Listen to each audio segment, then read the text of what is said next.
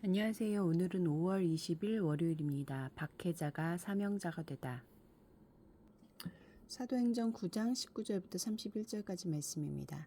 사울이 다메섹에 있는 제자들과 함께 며칠 있을새 즉시로 각 회당에서 예수가 하나님의 아들이심을 전파하니 듣는 사람이 다 놀라 말하되 이 사람이 예루살렘에서 이 이름을 부르는 사람을 멸하려던 자가 아니냐. 여기 온 것도 그들을 결박하여 대제사장들에게 끌어가고자 함이 아니냐 하더라. 사울은 더 힘을 더 얻어 예수를 그리스도라 증언하며 다메섹에 사는 유대인들을 당혹하게 하니라. 여러 날이 지나매 유대인들이 사울 죽이기를 공모하더니 그 계교가 사울에게 알려지니라. 그들이 그를 죽이려고 밤낮으로 성문까지 지키거늘 그의 제자들이 밤에 사울을 광주리에 담아 성벽에서 달아내리니라. 사울이 예루살렘으로 가서 제자들을 사귀고자 하나 다 두려워하여 그가 제자됨을 믿지 아니하니 바나바가 데리고 사도들에게 가서 그가 길에서 어떻게 주를 보았는지와 주께서 그에게 말씀하신 일과 다메섹에서 그가 어떻게 예수의 이름으로 담대히 말하였는지를 전하니라. 사울이 제자들과 함께 있어 예루살렘에 출입하며 또 주 예수의 이름으로 담대히 말하고 헬라파 유대인들과 함께 말하며 변론하니 그 사람들이 죽이려고 힘쓰거늘 형제들이 알고 가이사랴로 데리고 내려가서 다소로 보내니라.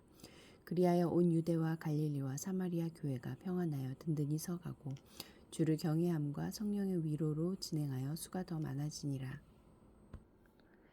19절부터 24절까지 말씀에서 나에게 주시는 교훈은 무엇입니까? 시력과 기력을 회복한 사울이 가장 먼저 한 일은 예수를 증언하는 일이었습니다. 다메섹의 회당에서 동료 유대인들에게 예수가 하나님이 보내신 아들이요 메시아임을 전파하는데 지체하지도 주저하지도 않았습니다.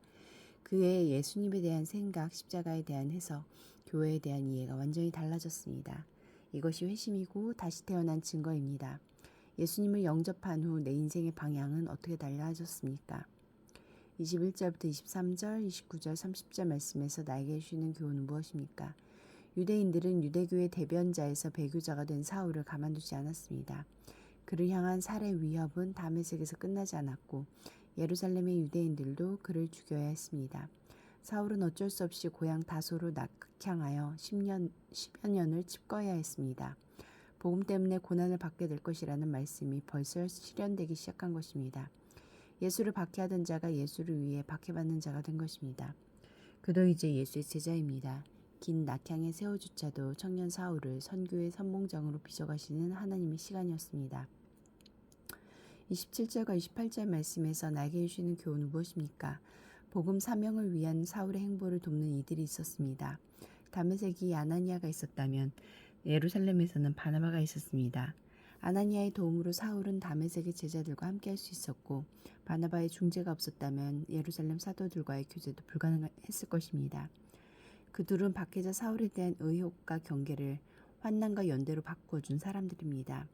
나를 통해 누군가가 주님의 일꾼이 되고 은사를 발휘하며 적절한 자리와 역할을 찾아가도록 중재하며 돕고 있습니까?